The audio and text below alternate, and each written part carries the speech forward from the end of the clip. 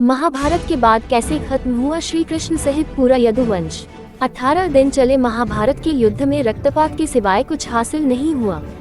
इस युद्ध में कौरवों के समस्त कुल का नाश हुआ, साथ ही 5 पांडवों को छोड़कर पांडव कुल के अधिकांश लोग मारे गए।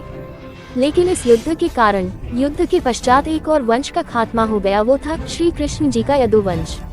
पौराणिक कथा के अनुसार जरासंध द्वारा प्रजा पर होने वाले अत्याचारों को रोकने के लिए भगवान श्री कृष्ण मथुरा को छोड़कर चले गए थे।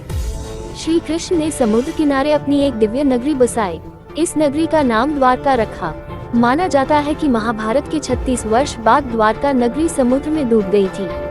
महाभारत युद्ध की समाप्ति के बाद जब युधिष्ठिर का राजतिलक हो रहा था, तब कौरवों की माता गांधारी ने महाभारत युद्ध के लिए श्री कृष्ण को दोषी ठहराते हुए श्राप दिया कि जिस प्रकार कौरवों के वंश का नाश हुआ है, ठीक उसी प्रकार 36 साल बाद श्री कृष्ण आपके यदुवंश का भी नाश होगा। भगवान श्री कृष्ण जानते थे कि गांधारी के श्राप समय आने अवश्य ही सत्य होगा, इसलिए 36 साल बाद विनाश काल आने से पहले श्री कृष्ण यदुवंशियों को लेकर द्वारका के प्रयास क्षेत्र में आ गए थे। यदुवंशी अपने साथ अन्न भंडार भी ले आए थे। कृष्ण ने ब्राह्मणों को अन्नदान देकर यदुवंशियों को मृत्यु का इंतजार करने का आदेश दिया था। कुछ दिनों बाद महाभारत युद्ध की चर्चा करते हुए श्री कृष्ण के पुत्रों के मित्र सात्यकी और कृतवर्मा में विवाद हो गया। सात्यकी ने गुस्से में आकर कृतवर्मा का सिर काट दिया। इससे उनमें आपसी युद्ध भड़क उठा और वे समूहों में विभाजित होकर एक दूसरे का संहार करने लगे। इस लड़ाई में श्री कृष्ण के पुत्र प्रद्युम्न और मित्र सात्यकी समेत सभी यदुवंशी मारे गए थे। केवल बब्रू और श्री कृष्ण के सारथी दारुकी बचे रह गए थे। यदुवंश के नाश के बाद कृष्ण के ज्येष्ठ भाई बलराम समुद्र तट पर बैठ गए और एकाग्रचित होकर परमात्मा में लीन हो गए।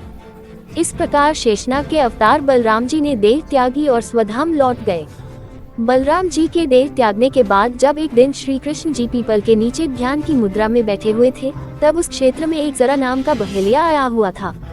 जरा एक शिकारी था और वह हिरण का शिकार करना चाहता था। जरा को दूर से हिरण के मुख के समान श्री कृष्ण का तलवा दिखाई दिया। बहेलिये ने बिना कोई विचार किए वहीं से एक तीर छोड़ दिया, जो कि श्री कृष्ण के तलवे में जाकर लगा। जब वह पास गया तो उसने देखा कि श्री कृष्ण के पैरों में उसने तीर मार दिया है। इसके बाद उसे बहुत पश्चाताप हुआ और वह क्षमा याचना करने लगा। तब श्री कृष्ण ने बहेलिये से कहा कि जरा तू डर मत, तूने मेरे मन का काम किया है। अब तू मेरी आज्ञा से स्वर्गलोक प्राप्त करेगा।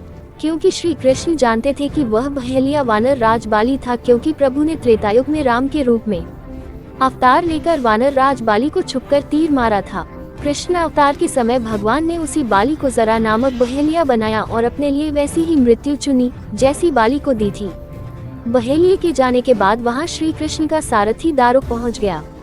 दारुक को देखकर श्री कृष्ण ने कहा कि वह द्वारिका जाकर सभी को ये बताए कि पूरा यदुवंश नष्ट हो चुका है और बलराम के साथ कृष्ण भी स्वधाम लौट चुके हैं। अतः सभी लोग द्वारिका छोड़ दो, क्योंकि ये नगरी अब जलमग्न होने वाली है। मेरे माता पिता और सभी प्रियजन इंद्रप्रस्थ को चले जाएं। ये संदेश लेकर दारुक वहां से चला गया। इसके बाद उस क्षेत्र में सभी देवता और स्वर्ग की अप्सराएं, यक्ष, किन्नर, गंधर्व आदि आए और उन्होंने श्री कृष्ण की आराधना की। आराधना के बाद श्री कृष्ण ने अपने नेत्र बंद कर लिए और वे सशरीर ही अपने धाम को लौट गए। श्रीमद् भागवत के अनुसार जब श्री कृष्ण और बलराम के स्वधाम गमन की सूचना इनके प्रियजनों तक पहुंची तो उन्होंने भी इस दुख से प्राण त्याग दिए। देवकी, रोहिणी, वसुदेव, बलराम जी की पत्नियां, श्री कृष्ण की पत्रानियां आदि सभी ने शरीर त्याग दिए।